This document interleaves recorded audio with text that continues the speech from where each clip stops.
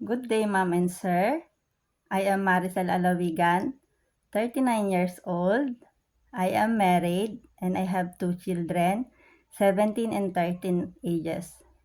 I am from Isabela, Philippines, and I have working experience in Hong Kong for 1 year and 20 days. I am serving 3 person, 1 couple and 1 kids, 7 years old boy, and also 1 pet dog. My main duty, cleaning the house, washing plate, wash the clothes, and cooking, and going market.